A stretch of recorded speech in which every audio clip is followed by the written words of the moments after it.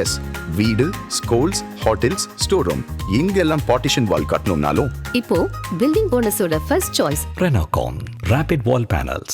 தமிழக கடலோர மாவட்டங்களின் வளர்ச்சிக்காக மத்திய அரசின் சாகர்மாலா 2.0 திட்டத்தின் கீழ் 18,000 கோடி ரூபாய் மதிப்பிலான திட்டங்கள் பரிந்துரைக்கப்பட்டுள்ளதாக அமைச்சர் ஏவா வேலு தெரிவித்துள்ளார்.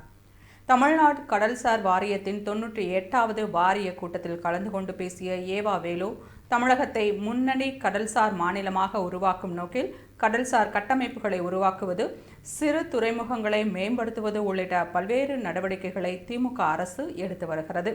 குறிப்பாக கடந்த 40 ஆண்டுகளாக செயல்பாட்டில் இல்லாத கடலூர் துறைமுகம் இப்போது தனியார் துறைமுகமாக இயக்கும் நிறுவனம் மூலம் மீண்டும் செயல்பாட்டிற்கு கொண்டு வரப்பட்டுள்ளது.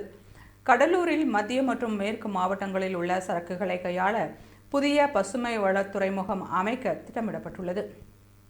ராமேஸ்வரத்திலிருந்து இலங்கையின் தலைமன்னாருக்கு பயணிகள் சேவையை தொடங்க ராமேஸ்வரத்தில் பன்னாட்டு வசதியுடைய பயணிகள் முனையம் மற்றும் தோணித்துறை அமைக்க மத்திய அரசின் நிதியுதவி கோரி கருத்துரு அனுப்பப்பட்டுள்ளது.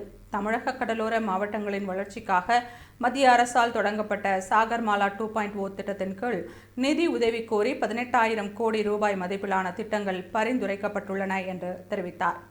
வரும் 2047ஆம் ஆண்டிற்குள் கடல்சார் வணிகத்தில் இந்தியாவை முன்னணி நாடாக மாற்ற துறைமுகங்கள், கப்பல் போக்குவரத்து மற்றும் நீர்வழித்துறை அமைச்சகம் சாகர்மாலா 2.0 திட்டத்தை அறிவித்துள்ளது. குறிப்பாக கப்பல்களை கட்டுவது, கப்பல்களை பழுது பார்ப்பது, மறுசுழற்சி செய்வது, துறைமுகங்களை நவீனமயமாக்குவது உள்ளிட்டவைகளை அடிப்படையாக கொண்டு இந்த திட்டம் வகுக்கப்பட்டுள்ளது.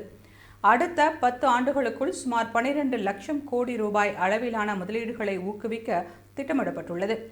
ஏற்கனவே இந்த திட்டத்தின் கீழ் துறைமுகங்களை நவீனப்படுத்த 2.91 லட்சம் கோடி ரூபாய் மதிப்பிலான 234 திட்டங்களும், துறைமுகங்களுக்கான இணைப்பை உருவாக்க 2.06 லட்சம் கோடி ரூபாய் மதிப்பில் 279 திட்டங்களும் செயல்படுத்தப்பட்டு வருகின்றன.